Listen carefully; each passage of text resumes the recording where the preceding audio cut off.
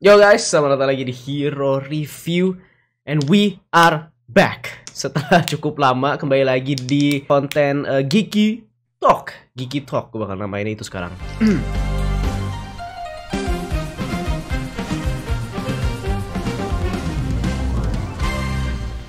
Kalian bisa cek video kita sebelumnya, kita sempat ngomongin tentang MCU Phase 5 dan 6, kita bahas-bahas gitu. Tapi di video kali ini kita bakal mereview dan membahas film MCU yang terbaru, apalagi kalau bukan Ant-Man and the Wasp: Quantumania.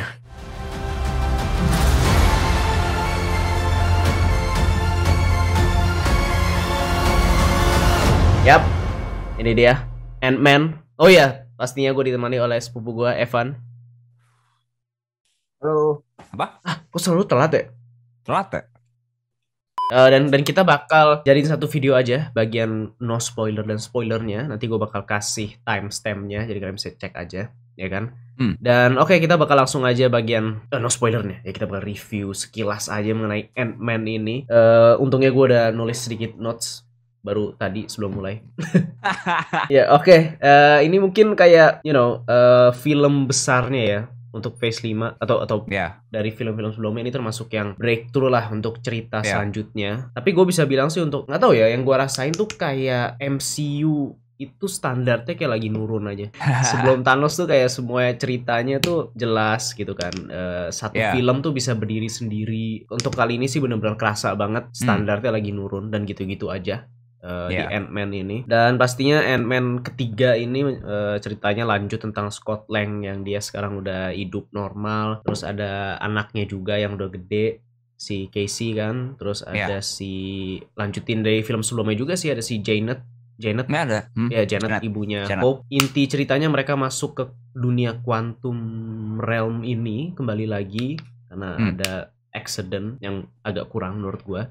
Dari situ mereka memperkenalkan Kang the Conqueror ya, mungkin pasti kalian sudah tahu juga gitu. Dan ya untuk overall ya, menurut gue sih lagi-lagi standar MCU. I think it's fun aja pas ditonton. Terus memperkenalkan dunia kuantum dan tipe film yang benar-benar dunia lain lah gitu, nggak ada sisi realistisnya gitu. Udah kita benar-benar masuk ke dunia kuantum itu, like it or not. Terus gue bisa bilang kayak ini di film banyak hal yang menarik yang mereka set untuk film ini, maksudnya mereka kayak siapin gitu. Kayak misalnya ya ceritanya Scott Lang, terus hubungan dia sama anaknya, terus ya si Janet itu ngapain aja di Quantum Realm, dan pastinya memperkenalkan Kang. Tapi sayangnya gue nggak ngerasa mereka nge-wrap up filmnya dengan baik gitu ya. Dari beberapa banyak hal itu nggak nyatu gitu menurut gue di film ini.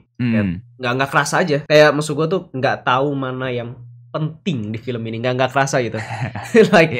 Is it the quantum world? Is it the Scott Lang kembali jadi Ant-Man lagi, atau kisahnya Kang yang penting, atau apa gitu? Mana yang penting menurut gue? Itu gue nggak dapet. Terutama pastinya sisi cerita di karakternya gitu. Lagi-lagi gue kalau nonton suka merhatiinnya di karakternya, dan karakter di sini nggak ada kesimpulan di setiap karakter malah. Ya kan, kayak contohnya kayak misalnya hubungan Scott sama Casey di awal di set up bapak dan anak ya kan, yang nggak udah lewat tuh masanya snap itu, tapi terus udah Janet dan Hope juga udah, Kang juga sih sebenarnya. Ya sebenarnya adalah kita mungkin bahas di sebagian spoiler untuk lanjutannya. Terus kalau menurut gua juga mungkin gak begitu dapat karena mereka terlalu ke distract sama dunia quantum realm ini, terlalu mencoba ngangkat dunia quantum realm ini yang akhirannya nggak menarik sama sekali. Gue nggak tertarik sama sekali mau dari awal. Gue nggak tertarik, di akhir pun juga nggak bikin gue suka. Dan dunia quantum realm itu benar-benar lu bisa lihat mereka put effort untuk membangun dunianya, tapi benar-benar nggak dapet gitu, nggak penting. Tapi ya itu sih, ke distract kena situ sih. Jadi hal-hal yang sebenarnya mungkin bisa lebih penting jadi nggak dapet. Kayak misalnya there's some good visual, kayak visualnya oke menurut gua dunia kuantumnya. Terus ada beberapa momen yang sebenarnya kalau kita ngelihat momen itu sendiri it looks good. Kalau like suatu scene yang kalau itu mereka berdiri sendiri looks good, tapi nggak begitu dapet karena ya itu lagi-lagi build up-nya nggak begitu ada. Nanti kita bisa bahas lagi contoh kayak pas si Ant-Man jadi banyak gitulah ya kan, itu keren tapi nggak begitu dapet. But Kang the Conqueror yang mainin si siapa? Jonathan Majors. Dia keren. Itu bikin gue semakin penasaran sama karakter Kang. Walaupun gue nggak puas tapi ya. That's my take. Lu gimana? Jujur, pas lu ngajak gue bikin review film ini, kayak tadi, gue takut karena gue baru ingat kalau gue nonton film ini kemarin. Gak ada persiapan ya? Karena gue bener-bener nggak inget kayak anjir ini. Tunggu apa yang terjadi di film ini ya? Forgettable enggak sih, tapi kayak apa ya? Mungkin gue rada kecewa aja sih. Oke kan Phase 4 Marvel kayak mulai kemana-mana, mulai explore, banyak retcon segala macam. Kan kita rada pengen sesuatu yang memulai saga berikutnya gitu, kayak yang udah menempatkan kayak story beats ke depan bakal kayak apa. Dan gue kira itu bakal nongol di film ini. Tapi film ini jadi mereka terlalu nyokap ngomong apa gitu. Gak apa-apa. Itu dulu aja.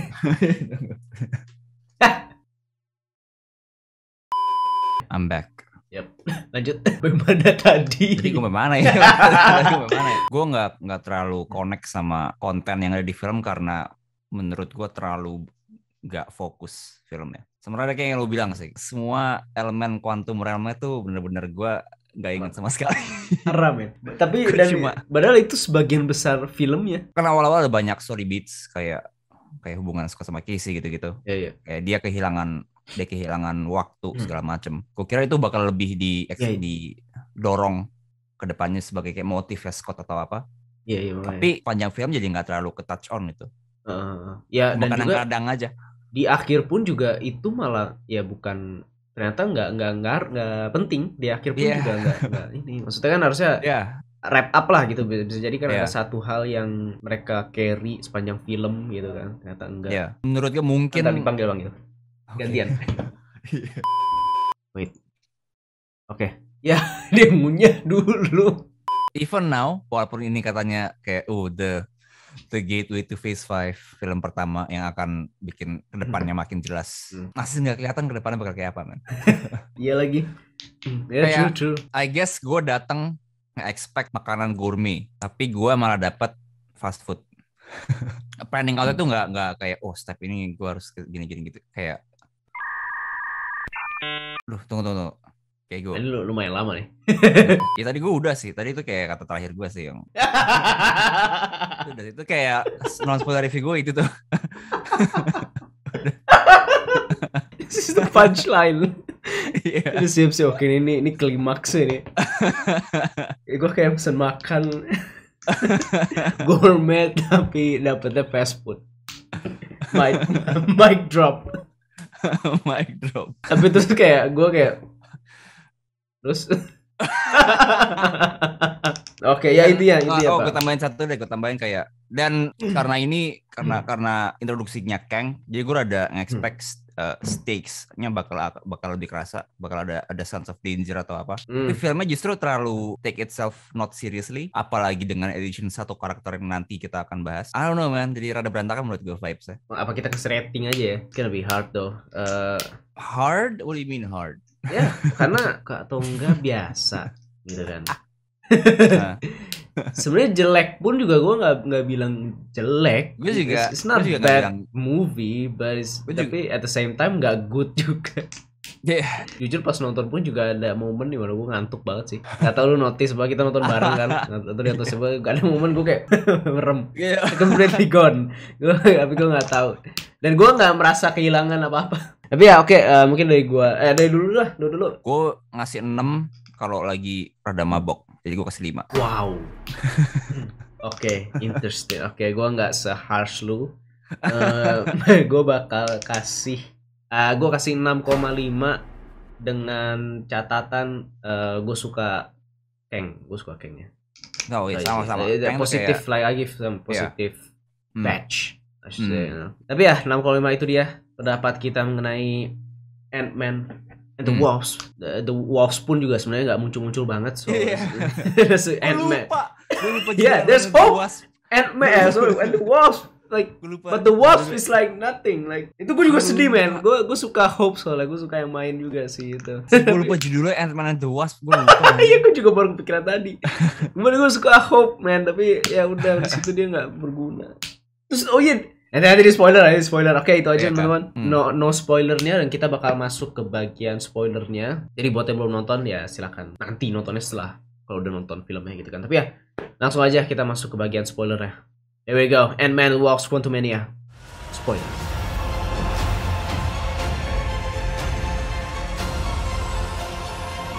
Oke, we're back.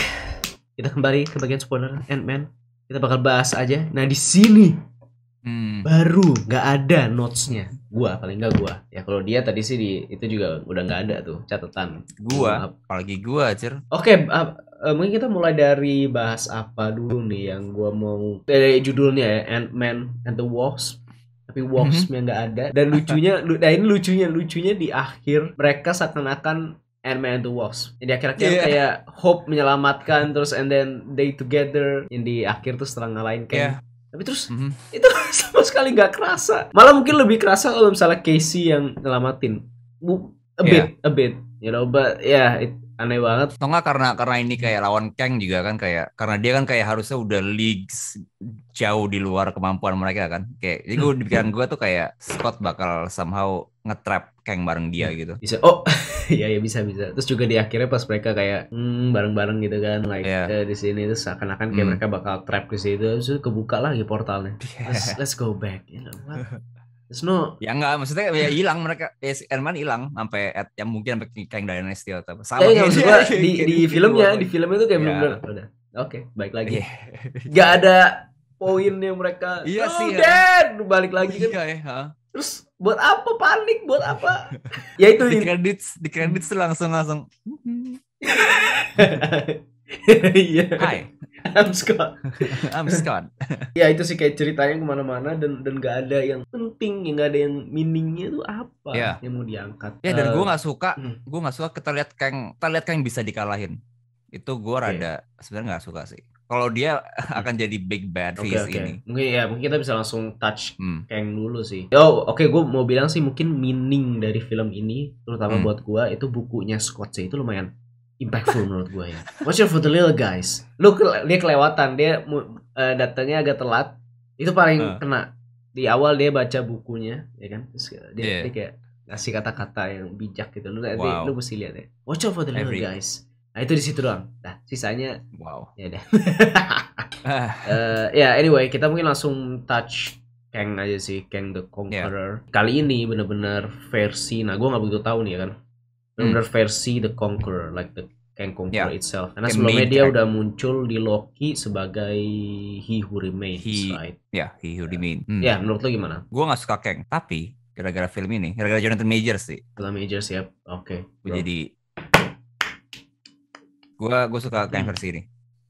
Tapi yang gue rada cemas nih ya, karena kita kayak nge-touch on kayak multiverse, kayak banyak varian Kang segala macam. Gue rada cemas kalau Kang yang ini gak dipakai lagi. Karena kita lihat Kang yang di akhir yang lain gitu kan.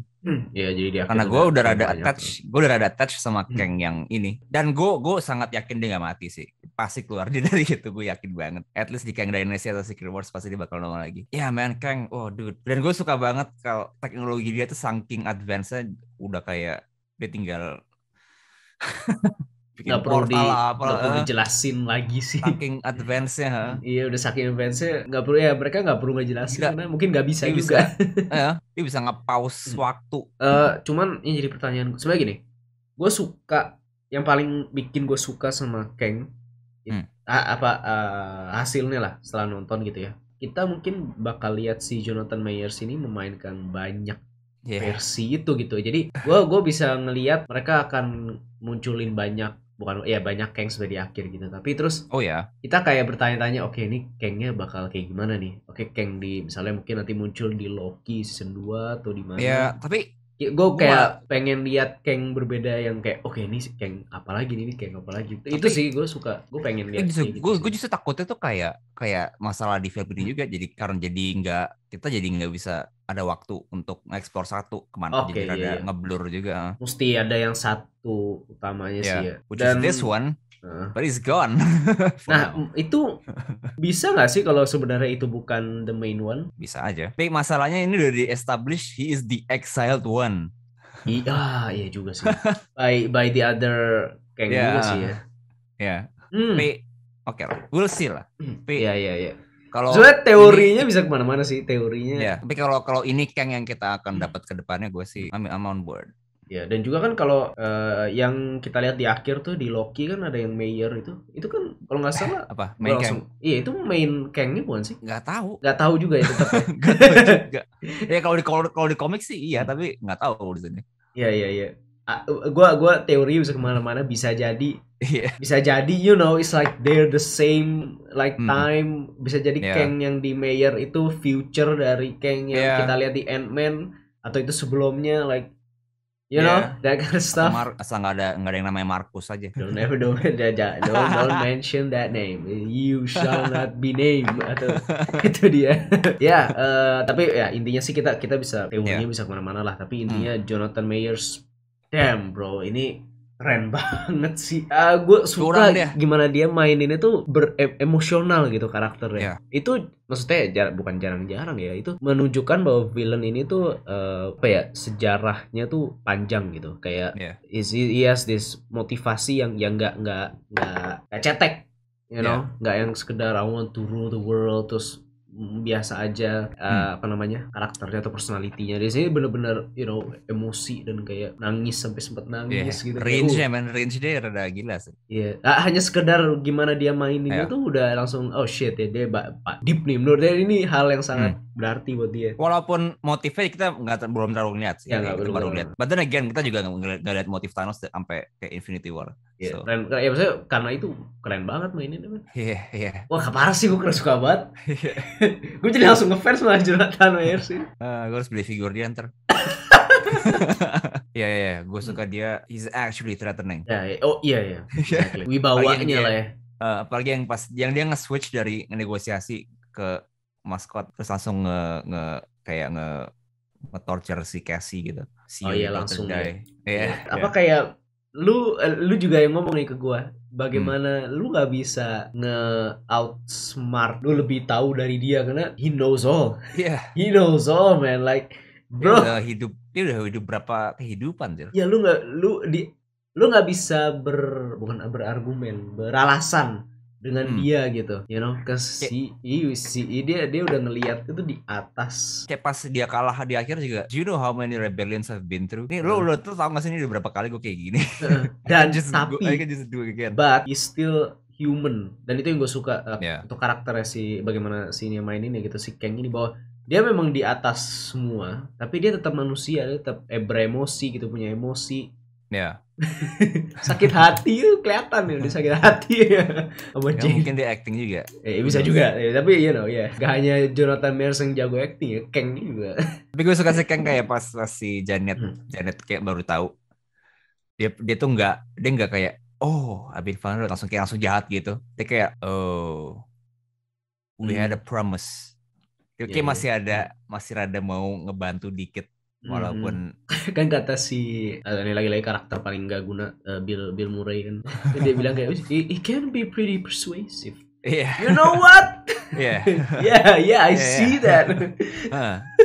No man, the plot is so weird. Karena gue rada expect filmnya bakal benar-benar fokus ke Kang dan Scott. Tapi gue malah dapet Quantum Realm Rebellion apalah segala macem. Yang rada nge-take away pengalaman gue. Yang terkadang beberapa momen gue kira gue lagi nonton Star Wars. Iya.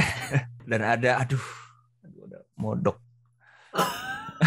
Wait, langsung sebut ini the best moment, the best character in this film. Apalagi kalau bukan Darren. Itu dia. No more Modok. Gue gak akan sebut Modok lagi. It's Darren. Guys, come on. Darren? Where have you been? It's Darren all along. Tapi pas Modok pertama kali muncul kan dia nggak langsung ngasih lihat the face kan. Iya. Itu lu gimana? Soalnya gue langsung ngeliat ke lu kayak biasa aja gitu, lu shock sampai nggak ada ekspresi. Sebelum ngasih lihat Darren loh. Oh iya, tahu. Kan langsung ada Modok lu. Gue masih rada oke sih. Kayak lu masih ngeproses kayak oh shit. Gue masih kayak and then the face reveal. Soalnya kan Modok ya kita udah tahu bakal ada Modok segala macam dan gue ya tapi kan gue lupa pas nonton tuh gue lupa. Iya. Terus kebuka topengnya ternyata punya muka. Ya iya so face. Dan yang gue liat cuma Mr. Lopez dari Sharkboy. Mr. Electric dari Sharkboy Lava Girl. It's Mr. Electric. Gue lupa sih namanya siapa, gue ingatnya Mr. Electric. Mr. Electric. Dude, itu anjing distraksi banget sumpah. Semua dialog paling anjir tuh dari dia semua menurut gue. Gue kan lihat kayak postingan TikTok, Instagram gitu kan. Yang kayak bikin orang-orang bertahan nonton film ini adalah Casey, you know. Oke. Cakep sih, dia cakep soalnya. You know what? But no, I disagree. It's Modok. Itu dia yang bikin gua pas nonton tuh I want to punch you. Why? Dia kocak.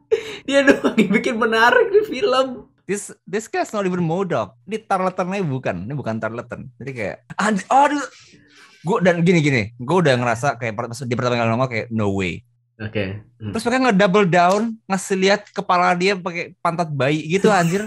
Let's go. Yes, I love it. Let's just ruin the character. Gue suka. Absolutely ruin. Oh my god, itu sejak momen itu gue udah check out, kayak gue udah nggak bisa. Oke, ini film udah nggak serius sumpah. Sejak momen itu. Gak sumpah itu, gak tapi jujur. Itu doang yang bikin gue pas nonton tuh gue ketawa gitu, maksudnya gue terhibur. Itu doang yang bikin gue terhibur. Iya, gue lihat lu tuh sampai ketawa tuh sampai kayak iya sampai ke bawah-bawah nggak bisa napas gitu. Iya, gue nggak sumpah gue soalnya ya udah mereka udah nganggap itu serius. So why should I? It's Darren. It's not Modok. It's Mr. Electric. Mr. Electric. Casey yang awalnya kayak street smart di penjara keren segala macam, dan gue suka ngeliat dia kayak di explore dan experience dia di situasi yang beneran. Tiba-tiba lawan Modok digebukin Modok. Terus Modok kenapa dagunya ada health bar gitu kan? Kayak kalau udah mau mati ada indikatornya. Let's go. I love it. Terus exchange yang Casey yang tadi gue kira keren gara-gara ngomong sama Modok, just don't be a dick. Okay. I'm not a dick. Itu di klimaks. Kang died for that, man. What the I love it. Dude, I want to cry. terus di akhir dia mati. Terus gue ngomong, you know what? Terus lu kayak nggak mau denger pendapat gue. Is this why? Because lu tahu gue enjoy ya. So gue shutdown. No, don't even finish it. Jadi kayak pas di akhir pas belum Modok mati tuh gue kayak ngomong sendiri.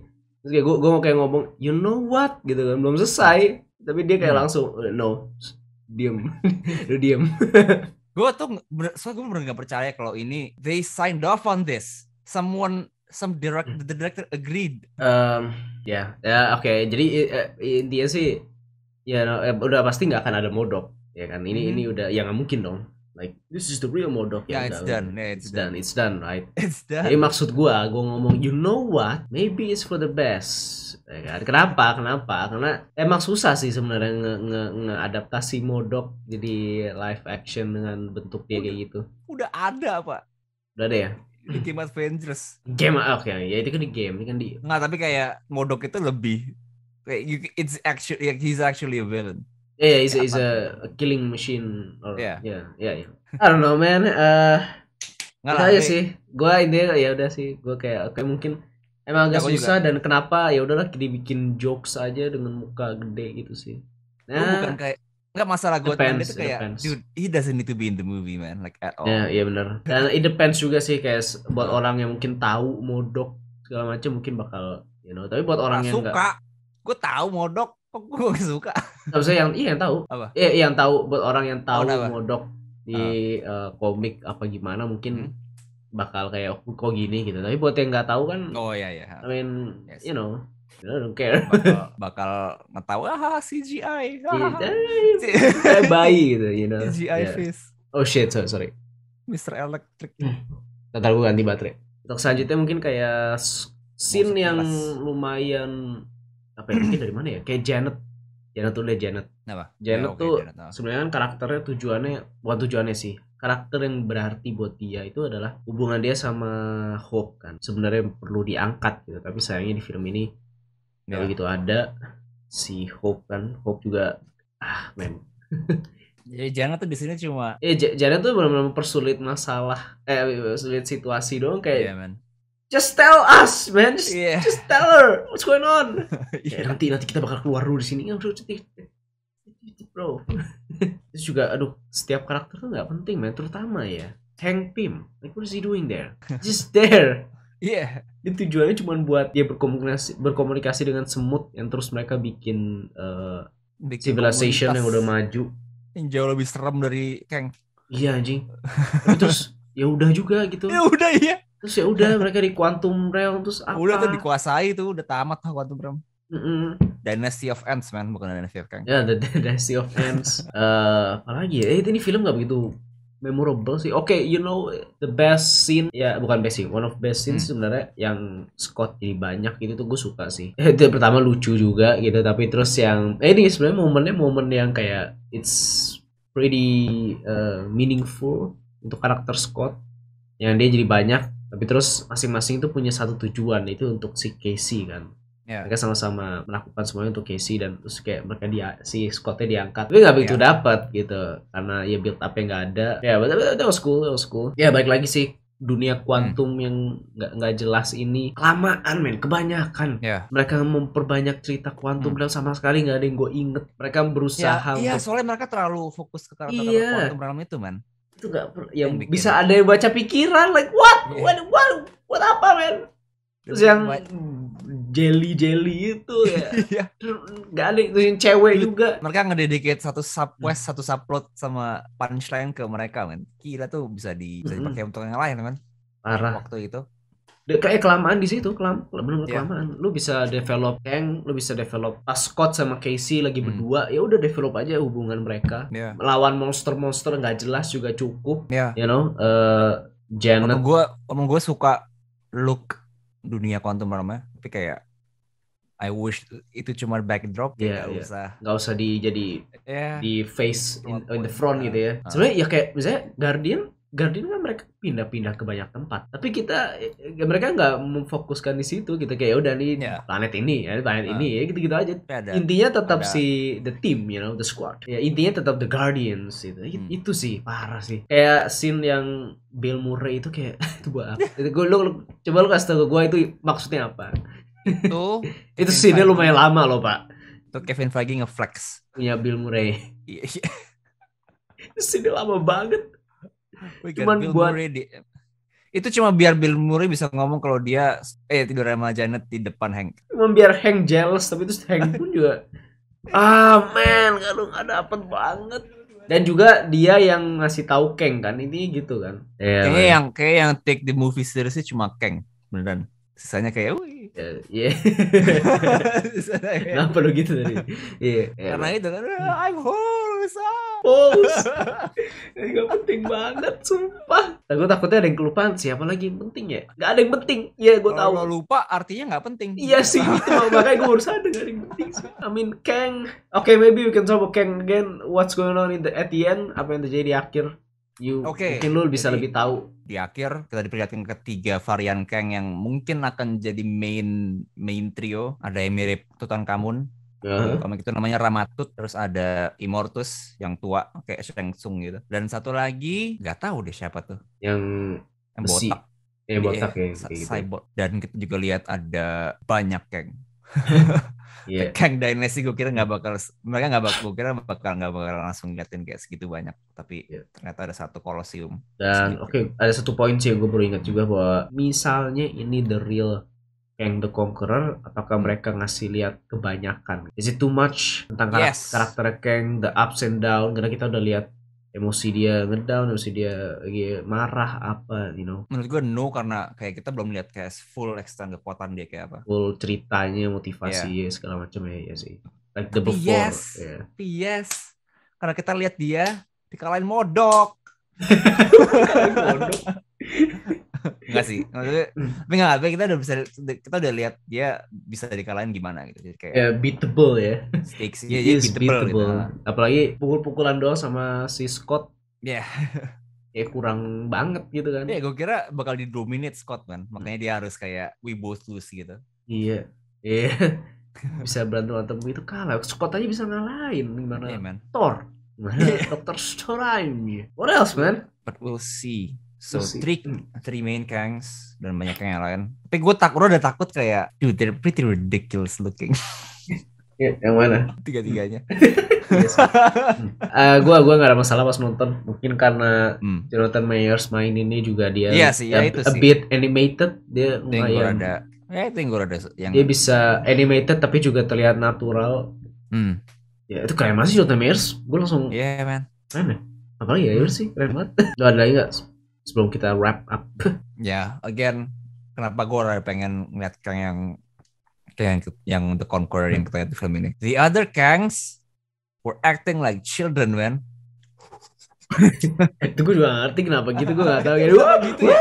Kenapa ya? Itu kenapa ya? Gitu ya? Itu what happened there? Honestly, that thing, that's the movie in a nutshell. Like that scene. Itu film ini in a nutshell. We're out of time. Itu vibe film ini in a nutshell.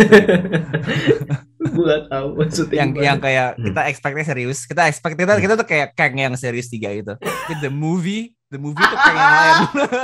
Iya benar bisa. Itu aneh banget. Kenapa? Emang dia mad genius sih, gila sih emang sih. Ya gue jadi penasaran banget Loki, karena Loki is the only guy yang paling dapet seberapa terrifyingnya Kang gitu.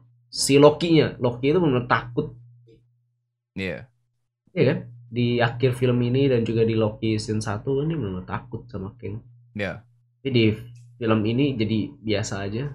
Sepanjang film ini si Janet juga kayak jagoan gitu. Who's Janet? I don't care about Janet, you know. So weird karena kita ngeliat Kang kayak ngancurin dunia. Literally di scene yang flashback itu kayak dia kayak nge-evaporate orang-orang. Tapi pas lawan di filmnya kayak piung. Iya, pas pukul-pukulan sama Scott sih itu keren. Like it's cool. Gue suka di saat pertarungan tuh jadi tinggal hand to hand tuh selalu keren. Tapi itu ngejatohin Kang-nya aja gitu. Seberapa kuat dan seberapa threat Kang tuh jadi jatuh aja sih. Yeah man. Like the working man, blue collar regular Joe. Watch out for the little guy. I used to work in Baskin Robbins. Itu kocak. How did I get here? Aduh. Oke, itu ya teman-teman. Gue gak tahu lagi intinya this film gak begitu memorable, gak begitu banyak yang penting ya bisa kita bahas. Kenapa ya MCU sekarang jadi gitu ya? Oke, mungkin kita bakal bahas teori-teorinya di lain waktu lagi. Teori-teorinya mungkin kita bisa bikin another video about that. Tapi untuk video kali ini teman-teman sudah cukup panjang. Kita membahas Ant-Man The Quantum Realm ya. Gak ada Wasp, jadi Ant-Man Quantum Realm. Ant-Man and Darren maybe. Darren. Ant-Man and Quantum Realm featuring Darren. Yes. From MCU. Itu dia buat Darren. Itu dia. Menurut kalian bagaimana? Silakan komen di bawah. Silakan sharing aja pendapat kalian tentang film ini.